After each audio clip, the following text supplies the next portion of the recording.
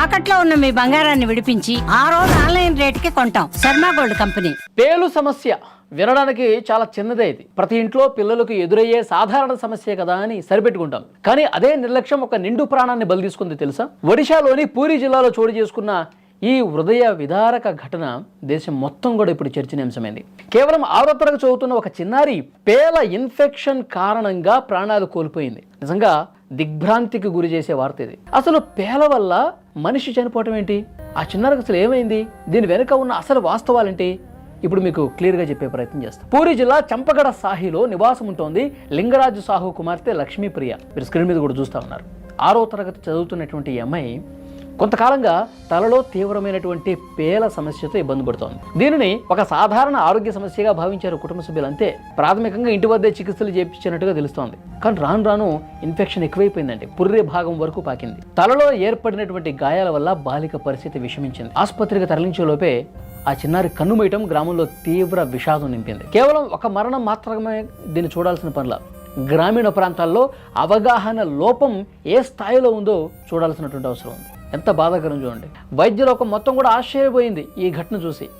Capital hospital dermatology విభాగం head doctor మనోగోవింద్ శ్రీచంద్రన్ ఈ మరణంపై కొన్ని కీలకమైన సందేహాలు కూడా లేవనెత్తారు. వైద్య చరిత్రలోనే పేలు వల్ల నేరుగా మరణించిన ఘటన ఇంతవరకు నేను చూడలేదని కూడా ఆయన చెప్పారు. సదరు బాలిక రక్తపు వాంతులు చేసుకున్నట్టు వార్తలు రావడం, పేలు సమస్య తీవ్రంగా ఉన్నది, ఆ పేల సమస్యకు ఎక్కడా సంబంధం లేదు, ఈ వాంతులు అవటము తలలో పేలుల వల్ల ఇది రావటం అనేది అసలు ఎక్కడ ఏం జరిగిందో కూడా అర్థం కావట్లేదు. తలలో తీవ్రంగా గోకటం వల్ల ఏర్పడిన గాయాల ద్వారా సెప్టిసిమియా అంటే రక్తంలోకి బ్యాక్టీరియా చేరటం వల్ల మరణం జరిగిందని ప్రాథమికంగా నిర్ధారించారు. ఈ కేసులో ఇంకా లోతైనటువంటి దర్యాప్తు అవసరమని వైద్యులు సూచిస్తూ ఉన్నారు. నిజానికి పేలు రక్తాన్ని పీల్చుతాయి, కానీ అవి మనిషిని చంపేంత రక్తాన్ని తీసుకోలేవు.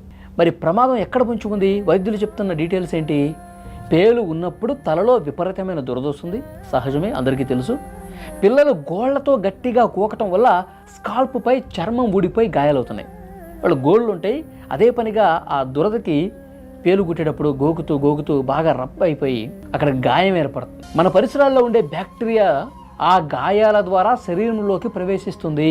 దీన్నే సెకండరీ ఇన్ఫెక్షన్ అంటారు. సరైన సమయంలో యాంటీబయాటిక్స్ అందకపోతే ఆ ఇన్ఫెక్షన్ మెదడు వరకు లేదా రక్తంలోకి ఇంకా లోపలికి వెళ్లే ప్రమాదం ఉంది. లక్ష్మీప్రియ విషయంలో కూడా అదే జరిగిందా? పుర్రె ఎముక వరకు ఇన్ఫెక్షన్ చేరింది అంటే ఇక్కడ క్లియర్గా నిర్లక్ష్యం చాలా స్పష్టంగా అనిపిస్తుంది.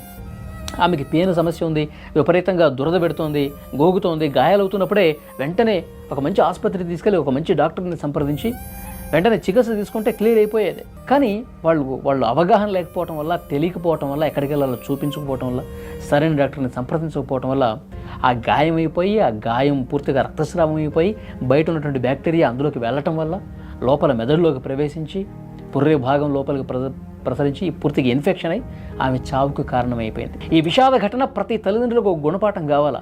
మన పిల్లలు తలగొక్కుంటున్నా, చర్మపై ఎర్రటి దజుర్లు కనిపిస్తున్నా వెంటనే మీరు స్పందించాలా. సొంత వైద్యం కంటే నిపుణులైనటువంటి డాక్టర్లను సంప్రదించాలా. అప్పుడే ఇలాంటి ప్రమాదాలు దూరమవుతాయి. పరిశుభ్రతే పరమావధిగా పిల్లల ఆరోగ్యంపై నిరంతరం నిఘా పెట్టాల్సిన అవసరం ఉంది. పూరిలో జరిగిన ఈ దురదృష్టకర ఘటన ఇంకొక చోట రిపీట్ కాకూడదంటే ప్రతి ఒక్కరు కూడా అవగాహన కలిగి ఉండాలి. వైద్య శాస్త్రవేత్తలు, పెద్ద డాక్టర్లు కూడా తలలో పేలున్న సమస్యతో చనిపోయారంటే ఎవరికి అంతు పట్టడంలా. పరిశీలిస్తే ఈ కేసు లోతుల్లోకి వెళ్తే అప్పుడు వాళ్ళకి అర్థమైంది చాలా రోజులుగా ఈ సమస్య ఉంది, ఆమె గోగుతా ఉంది తలలో. ఆ పుండ్లు ఏర్పడే వరకు, తలలో గాయమైపోయి రక్తం కారే వరకు కూడా ఆ సమస్యను అట్లాగే ఉంచారు. కరెక్ట్ కాదు ఇది. పోతుందిలే, పేలే కదా, ఏముంది, గోగుతుంది, బ్లడ్ వస్తుంది, తల గోగినప్పుడు మరి చర్మం ఊడిపోయినప్పుడు బ్లడ్ వస్తుంది కదా, అన్ని లైట్ తీసేసుకున్నారు. దానంతటి అదే తగ్గుతుందిలే, డాక్టర్ చూపించాం కదా, మనం ఇక్కడ ఇంటి దగ్గర మందులు ఇచ్చాడు కదా, తగ్గుతుందిలే. కానీ ఈ నిర్లక్ష్యం ప్రదర్శించడం వల్ల తల్లిదండ్రులు కూడా అంతగా సీరియస్గా తీసుకోకపోవటం వల్ల ఆ చిట్టి తల్లిని కోల్పోవాల్సినటువంటి పరిస్థితి వచ్చింది. చాలా బాధాకరం. కాబట్టి తల్లిదండ్రులకి పర్టికులర్గా చెప్పే మెసేజ్ ఏంటంటే పిల్లల పట్ల నిర్లక్ష్యం తగదు. చిన్న సమస్య అయినా పెద్ద సమస్య అయినా ఒక మంచి డాక్టర్ని సంప్రదించండి. ఇలాంటి ప్రమాదాల నుంచి దూరంగా ఉండొచ్చు అన్నమాట.